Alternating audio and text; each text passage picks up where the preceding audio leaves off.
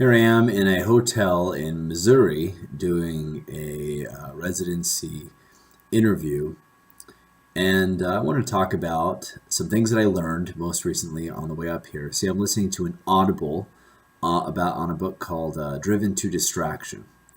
And some of the things it talks about in this book are very helpful, at least I think so. And uh, I would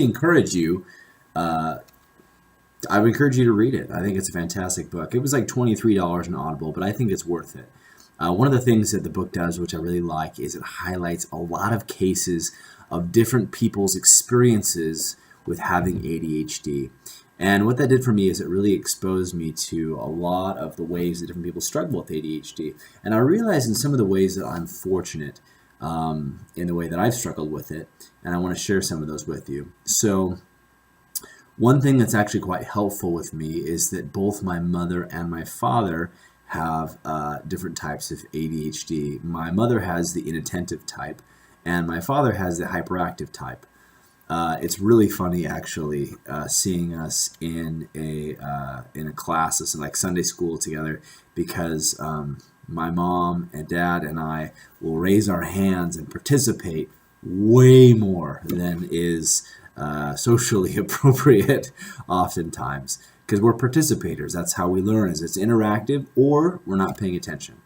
And so if we're paying attention, we're interacting, and that's just the way that we learn. That's the way that I learned in any time I'm in a learning environment. It has to be interactive.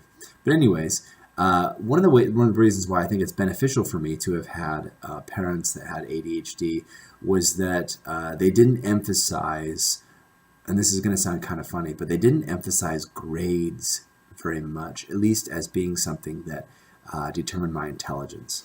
My dad is extremely brilliant. I mean, he puts together airplanes and he designs jet engines and boats. He made the fastest commercial fishing boat in the world, and he's just a really genius kind of guy, always inventing things and coming up with things.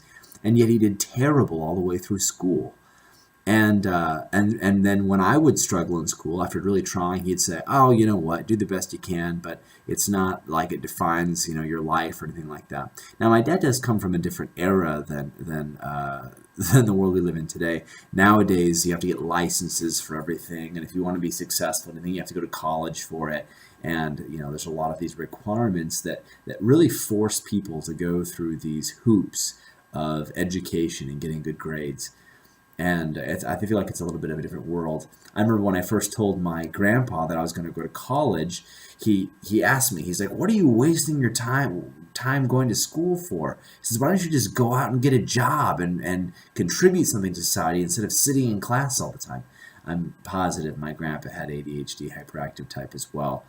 But anyway, the point is that because of this, my self-esteem was largely preserved, even though I didn't do well in school.